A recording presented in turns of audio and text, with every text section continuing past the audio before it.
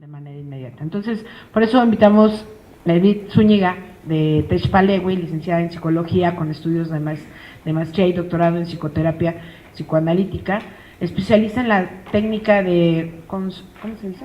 Counsel, con la intervención de crisis y el manejo clínico del duelo, con estudios de psicotraumatología. Desde hace más de 25 años se desempeña en la docencia y en la práctica clínica privada como psicoterapeuta a nivel individual y de pareja, así como facilitadora de grupos diversos de contención psicoemocional. Asimismo, supervisa grupos de profesionales que atienden psicosocialmente a víctimas de violencia, de desastres y de emergencias humanitarias. Diseña, dirige y supervisa los proyectos y programas académicos de investigación, clínicos de intervención psicosocial e impacto comunitario que desarrolla la asociación Techpalewi. Y también van a ser las que nos van a dar nuestra contención, porque también nosotros los que atendemos a víctimas necesitamos no estar quemados, ahorita les explica qué es eso, para poder dar un apoyo y un acompañamiento a las personas que requieren estar en estos procesos. Bienvenida. Muchas gracias. Buenas tardes a todas y a todos. Creo que se desajustó un poco la presentación, pero bueno, la vamos platicando. Si gustas la siguiente, por favor. Yo creo que a lo largo de estos días han estado comentando mucho sobre la experiencia de ser periodista o persona defensora de derechos humanos aquí en México. Y bueno, finalmente son ejercicios profesionales que nos enfrentan a situaciones terribles, inhumanas, de una crueldad humana espantosa, insospechadas, ¿no? Cosas que no se pueden creer. Aquí, bueno, algunos de las, no estadísticas, pero sí algunos datos, ¿no? de lo que puede existir. Por ejemplo, Michelle Forst de la ONU, de Naciones Unidas, menciona cómo aquí en México hay un patrón de violencia y ataque consistente a defensores de derechos humanos y periodistas. Hay una tendencia de muerte para los defensores. Del 2000 al 2016 al menos 120 periodistas fueron asesinados, y bueno, asesinados y con todas las situaciones de riesgo que se ha comentado, ¿no? Anteriormente, de amenazas, de atentados. Del 2010 al 2016, 38 mujeres defensoras de derechos humanos y periodistas fueron asesinadas. Hace un ratito hablaban de esta perspectiva de género, ¿no? Colocarla, finalmente, mujeres defensoras y periodistas son un grupo particularmente en condición de vulnerabilidad, ¿no? Por ser mujeres, por el simple hecho de ser mujeres. México es uno de los peores países en el mundo para ejercer el periodismo y está puesto como el tercer país o el segundo, hay otros, más peligroso para ejercer el periodismo. La siguiente, por favor. ¿A qué se enfrentan las personas defensoras de derechos humanos y periodistas en su labor? Como decíamos, se enfrentan a situaciones de extrema violencia, de horror inusitado, dolor extremo. Ellos y ellas se tienen que involucrar, conocen situaciones complejas tales como son testigos de crímenes, tortura, pérdidas humanas masivas, masacres, ejecuciones extrajudiciales, cuerpos mutilados, fosas clandestinas, injusticias y abusos insospechados, corrupción, etcétera, etcétera. Esos son fenómenos que humanamente hablando impactan, por supuesto, ¿no? Psicológicamente. No solo es eso, verte involucrado en estos sucesos, estar en medio de estos sucesos, sino además hay un contacto y relación directa con las víctimas y familiares de las víctimas, con un ser humano, con seres humanos que sufren, que hay dolor, que viven la impunidad, que viven la búsqueda de justicia sin encontrarla, se viven frustrados, impotentes, se viven deprimidos, enojados, temerosos, ¿sí?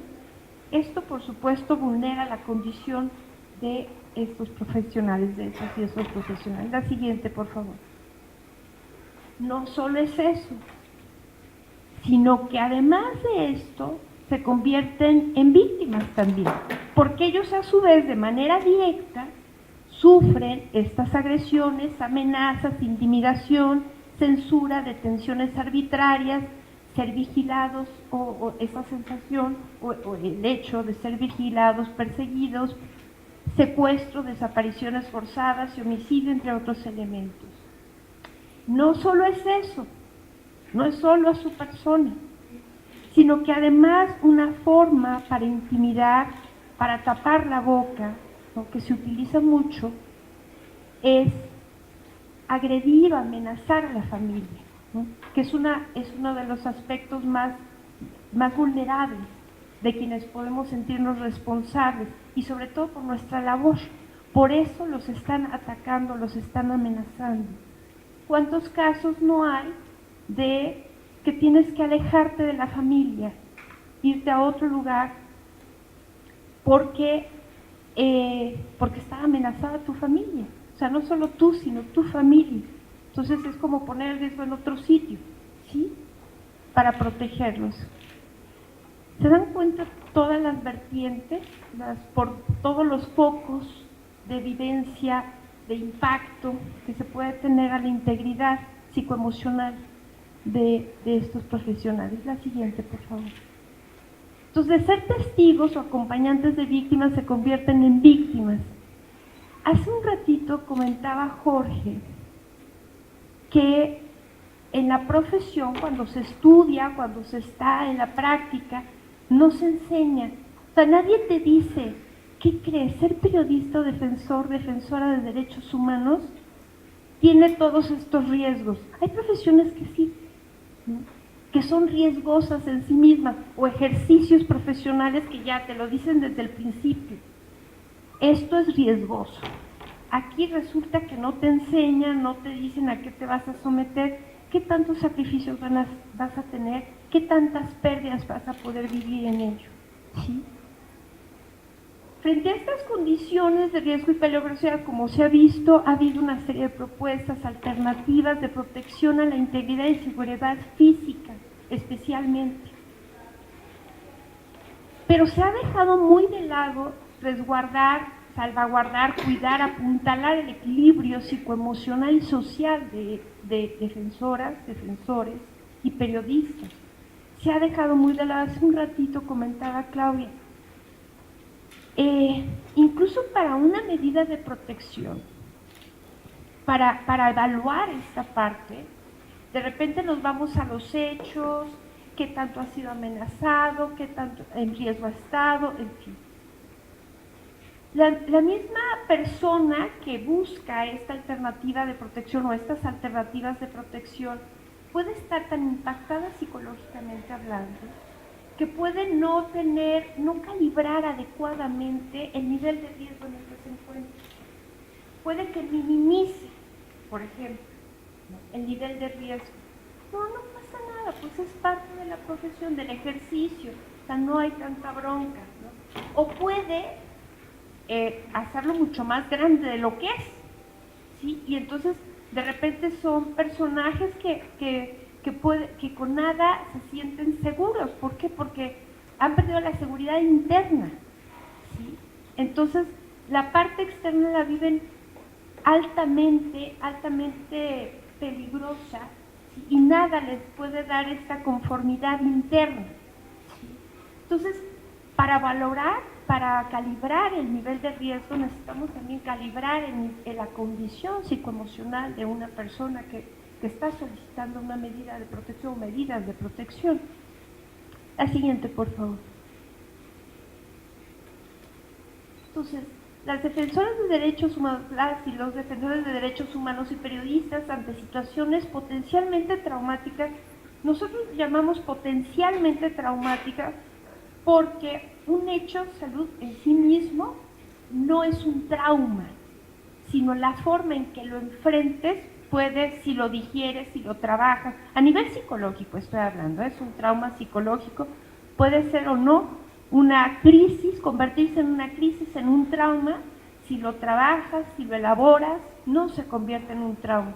Un trauma, vivir un trauma psicológico es algo que te está consumiendo energía psíquica, es algo que te hace sufrir constantemente. Ahí está como una herida abierta a nivel psicológico que exige atención y te enfermas y una serie de elementos. Hay una alteración importante alrededor de esto.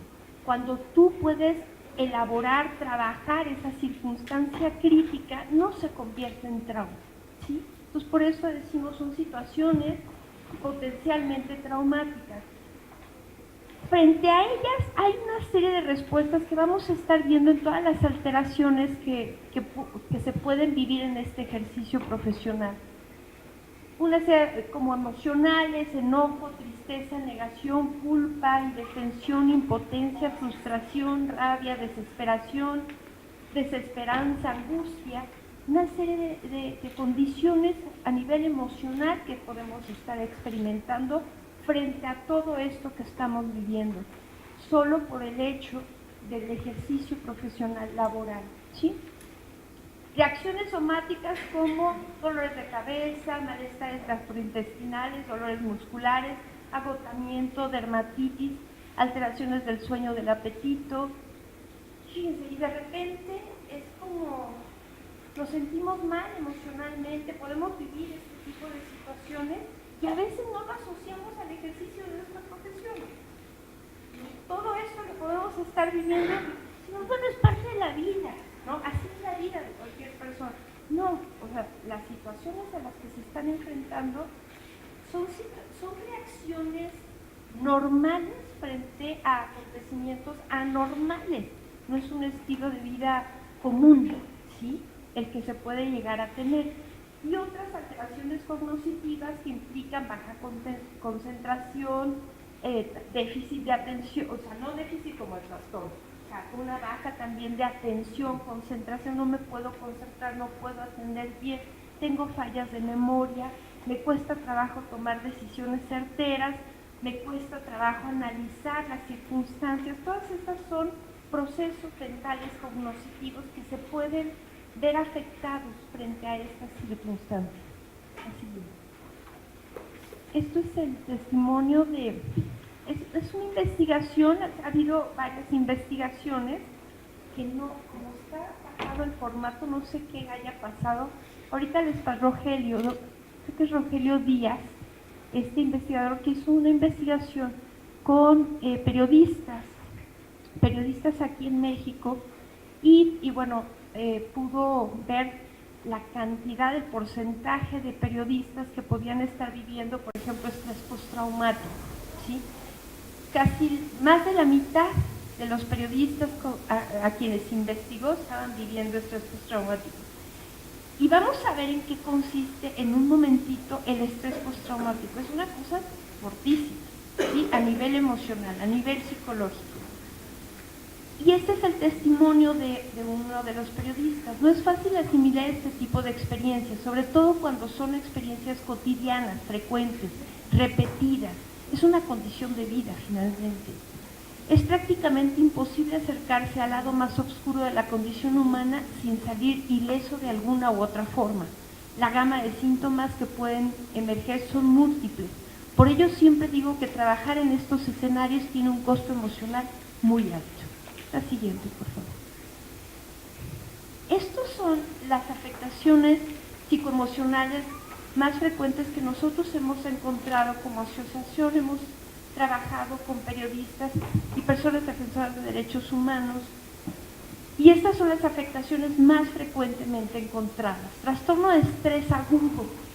Este trastorno ocurre frente a un acontecimiento altamente impactante, que ocurre de manera inesperada, ¿sí?, súbita, normalmente, ¿sí?, y esto puede tener esta serie de síntomas: trastornos digestivos, me da diarrea, estreñimiento, dolores musculares porque estoy en una tensión muy grande, dolores de cabeza, puedo tener náuseas, taquicardia, temblores corporales, fallas en la memoria, en la capacidad de concentración, de análisis. Miren, por ejemplo, si a lo mejor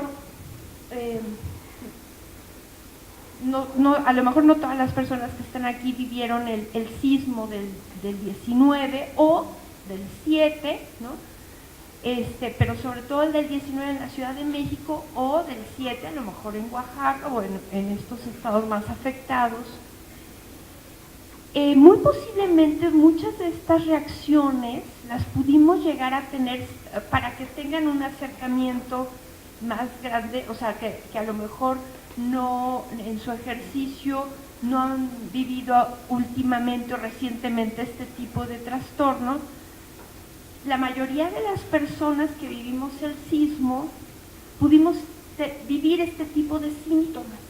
No sé si les llegó a pasar que les costaba trabajo dormir, insomnio, tenían pesadillas, que a lo mejor traían trastorno digestivo, que posiblemente traían, digamos, limitaciones, no me podía concentrar, no podía atender bien las cosas. Nosotros continuamos trabajando, por ejemplo, les platico, nosotros continuamos trabajando porque precisamente nos dedicamos a la atención de este tipo de desastres, emergencias humanitarias, en fin.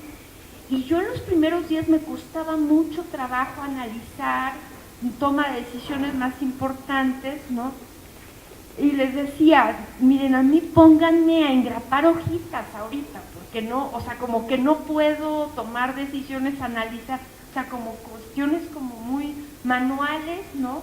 Porque estaba deficiente en mis capacidades cognitivas, parte de este trastorno agudo. Sin embargo, bueno, es normal tener este tipo de reacciones ante un acontecimiento que te atemoriza mucho, que te angustia mucho, ¿sí? Que te pone de frente a un riesgo importante, ¿sí? Y normalmente esta sintomatología tiende a desaparecer durante el primer mes después del acontecimiento. Este trastorno se puede convertir en trastorno de estrés postraumático, ¿sí? Si en lugar de que esta sintomatología desaparezca o disminuya, aumenta. Y además se agregan otros síntomas y entonces se puede convertir en estrés postraumático. Normalmente decimos, no, es que estoy en estrés postraumático. No es inmediato el estrés postraumático a un acontecimiento, se desarrolla al tiempo, ¿sí? Entonces, el estrés postraumático es cuando igual viviste un acontecimiento, pero sobre todo un acontecimiento que te puso en riesgo de perder la vida. O viste o estuviste cercano a personas que perdieron la vida o que sufrieron lesiones, o sí, que hay esta amenaza, que fuiste testigo o tú directamente pudiste haber perdido la vida. Bueno, ustedes me podrán decir si en el ejercicio de su profesión, sobre todo quienes, por ejemplo, cubren este tipo de eventos, de este tipo de situaciones, ¿no? De violencia, de delincuencia, de toda esta parte, o defensores de derechos humanos que ven también balaceras, en fin, una serie de elementos atentados que pueden sufrir, ¿no? Las personas en el ejercicio de su profesión. Entonces, se puede desarrollar este tipo de trastorno. La siguiente, por favor. ¿Cuáles son los síntomas comunes del trastorno de estrés postraumático? Reexperimentar el suceso de diferentes formas.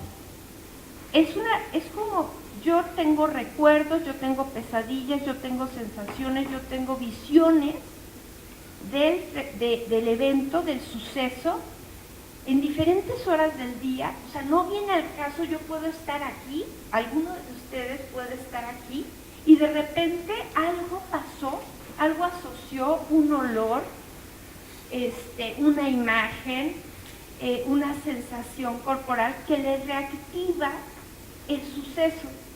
Se le llama flashback, ¿sí? Y entonces empiezan a vivir como si estuviera ocurriendo en ese momento todas las sensaciones, todo lo que pensaban, todo lo que sentían a nivel corporal, a nivel emocional, toda esa angustia, la taquicardia, la sudoración, los temblores que pudieron vivir a nivel físico, los pensamientos me voy a morir, sí, toda esta parte empiezan a revivir. Entonces esto es sumamente cansado, ¿sí? Para un organismo, ¿sí? Para un ser humano, estar reexperimentando esta parte. Ajá. Y entonces todo esto genera un agudo estrés, agotamiento, porque estás hipervigilante, estás muy alerta, ¿sí? A nivel corporal, a nivel emocional o psicoemocional estás sumamente alerta por cualquier peligro que pueda aparecer. No sé, a lo mejor ustedes estuvieron hiperalerta, ¿no? A partir del sismo, ¿no? Así cualquier ruidito que pareciera la alarma sísmica o cosas así, estaban hiper.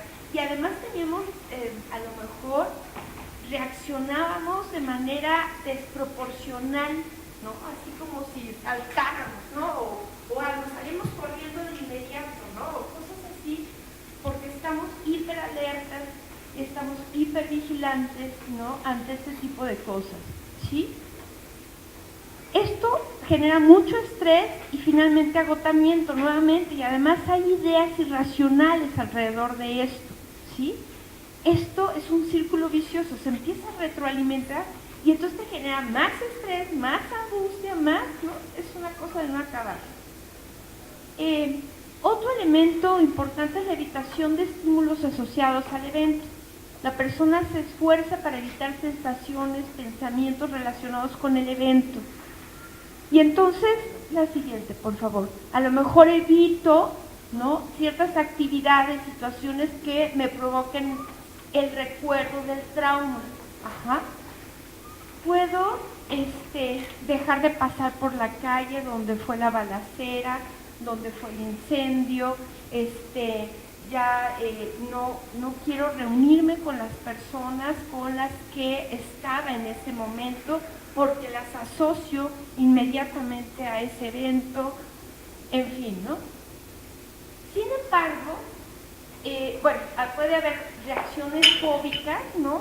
Por ejemplo, puedo ante ciertos estímulos, el agua, el fuego, ¿no? Si fue una inundación, si fue un incendio, ciertos sonidos, batas blancas, o sea, esos estímulos me provocan reacciones inusitadas, ¿sí? Entonces trato de evitar, ¿no? Son reacciones fóbicas. Puedo llegar a tener, aquí puede haber una trampa finalmente de periodismo de defensa. Qué curioso, se desajustó totalmente el formato, pero bueno, defensa de derechos humanos. Las personas que del periodismo, que ejercen el periodismo y defensa de derechos humanos, finalmente su condición de vida, su trabajo, y sobre todo cuando están muy enfocados a este tipo de acontecimientos, ¿no? Que tienen que ver con esto, con emergencias, con violencia, con delincuencia, con todo esto, pues finalmente es su pan de cada día. Entonces no lo pueden evitar este tipo de estímulos, ¿no? Que los lleva a revivir o reeditar las sensaciones, la experiencia, ¿sí? Hay una reducida capacidad de respuesta frente al mundo exterior. Llega a pasar con algunas personas que el corazón se congela, ¿no? Hay como una anestesia emocional, también se le llama aplanamiento afectivo, ¿no? Ni frío ni calor, no siento ni alegría, pero tampoco tristeza, no siento ternura, pero tampoco miedo, no siento, o sea, no siento. Las personas vienen a decir, no siento nada, ¿se dan cuenta? Eso es algo muy dramático de vivir. Esa es una forma de protegerte a nivel psicoemocional, el no sentir, porque si siento, me vuelvo loca, ¿sí? Porque es tan impactante a nivel emocional lo que puedo yo llegar a sentir, que prefiero no sentir nada, ¿sí? Sin embargo, esta reducida capacidad, esta anestesia emocional, hace que haya una disminución de interés en actividades, en las relaciones que anteriormente me eran significativas. Estas relaciones de ternura, afectivas, de sexualidad, de contactarme con las otras personas o intereses que yo tenía antes ya no me interesan. Hay como indiferencia, ¿sí?, frente a esto. Y entonces, por ejemplo, si a mí mis hijos es lo que más me importaba, es como si dejaran de importarme, ¿sí?, porque me estoy alejando para protegerme. Esto es inconsciente, es un mecanismo de protección, es inconsciente. Entonces me alejo de todo aquello que antes me conectaba con la vida, ¿sí?, con la parte más intensa a nivel emocional.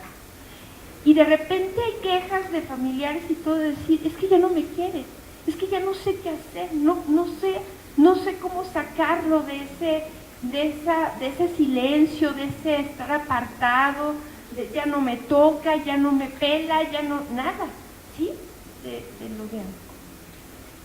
Ok, bueno, la siguiente, por favor. También puede haber síntomas persistentes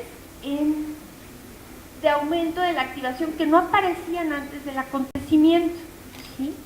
Alteraciones, esto. Fíjense, en todos los trastornos que estamos revisando aparecen situaciones muy similares. Lo que sí les digo es que toda la afectación psicoemocional tiene que ver, es la integridad o integralidad, digamos, de un ser humano. Afecta a nivel cognoscitivo, a nivel somático u orgánico, a nivel psicoemocional, a nivel conductual, a nivel social. O sea, es todo el ser humano lo que se ve afectado.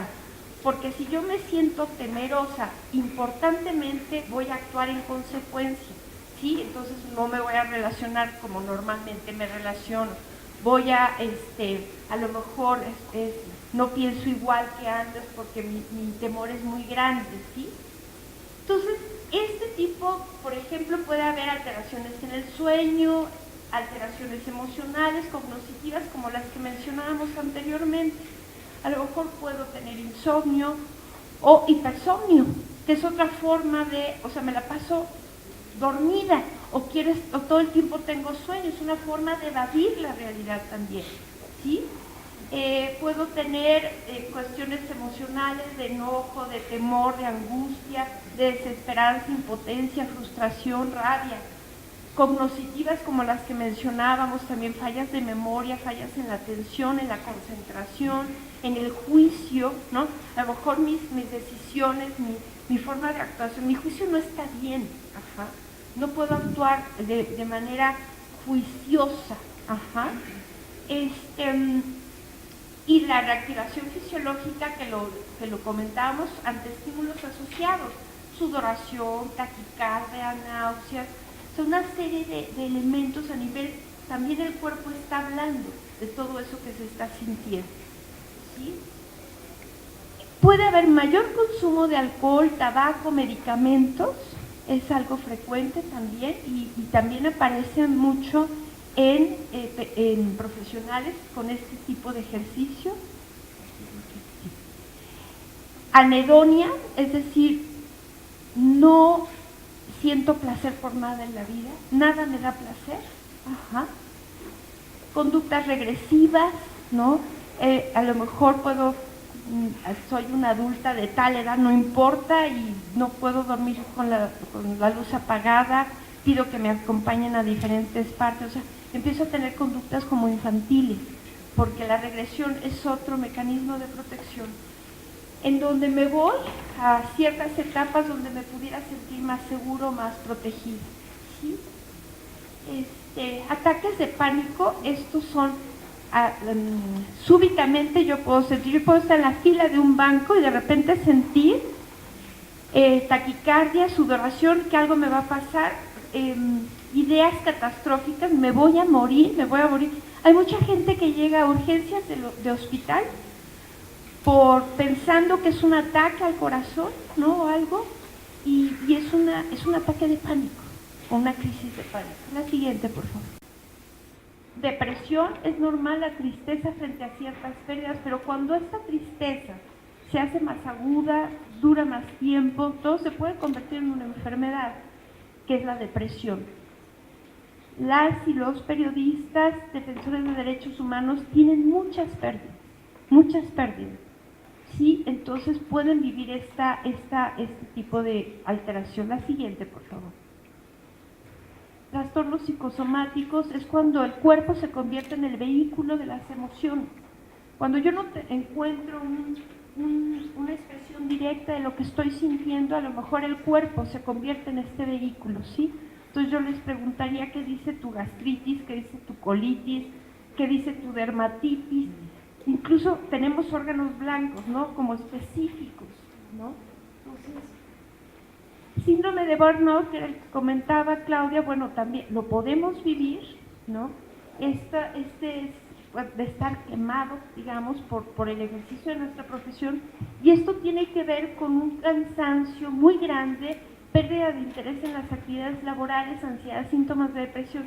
Y fíjense, además de tener mucho trabajo, porque ustedes tienen mucho trabajo, o sea, no solo en la cantidad de trabajo, sino la cualidad de mi trabajo, que tiene que ver con víctimas, que tiene que ver con dolor, que tiene que ver con sufrimiento, que tiene que ver con violencia, o sea, tiene que ver mucho en esta relación que se tiene con personas que sufren o que necesitan algo, ¿sí? Entonces puedo yo tener repercusión, ahí puede ser un trato deshumanizado el que empiece a manejar como protecciones, o sea, me congelo nuevamente a nivel emocional y entonces empiezo a tratar a la gente como si no fuera persona, cosifico, ¿no? A las personas, para no involucrarme, porque ya, o sea, de manera inconsciente me estoy protegiendo. Si me involucro, otra vez caigo. Puedo tener desmotivación, puedo tener depresión, una serie de elementos que pueden llegar a pasar cuando se vive este síndrome de burnout. La siguiente, por favor. Esta necesidad de atención psicoemocional como medida de protección es una necesidad la que se tiene. Es importante que se vea la crisis, se trabaje, que las crisis pueden ser una oportunidad, hay un cambio de enfoque, ¿no? Y en esto lo importante no es lo que la vida nos hace, sino lo que cada quien hace con lo que la vida nos hace, ¿sí? Es decir, se trabaja mucho, tú tienes un acontecimiento, ¿sí? Pero desde este enfoque resiliente también, frente a este acontecimiento lo puedo ver como lo peor o una oportunidad, que no es porque a mí, sino para qué a mí, preguntarnos cuál es el sentido de estos acontecimientos. Se maneja mucho psicoeducación, autocuidado, ¿sí? Elaboración sana y resiliente de duelos, manejo emocional, construcción de alternativas, herramientas para el manejo de estrés. La siguiente, por favor. Creo que ya. Este es un pensamiento para ustedes. No calles tu voz, pues es la voz de los adoloridos, de los violentados, de los oprimidos. No bajes tu mirada, pues son los ojos de las injusticias, de las realidades descarnadas, de tristezas y alegrías insospechadas de la naturaleza humana. No tapes tus oídos ante el llanto y los lamentos de dolor, pues necesitan ser escuchados y acariciados. No doblegues tu pluma frente a los obstáculos y amenazas. Yérguela con fuerza y contundencia para ser leída y conocida. No desmayes tu lucha frente a intereses mezquinos, que tu lucha representa a los desvalidos y a sus sueños caídos. Tú con valentía y autenticidad das voz, ojos, oídos, cuerpo, identidad y dignidad. Ya no sé qué dice. A quienes necesitan gritar y ser escuchados, a quienes necesitan ser sentidos y respetados. Muchas gracias. Muchas gracias, Edith. Enseguida está con nosotros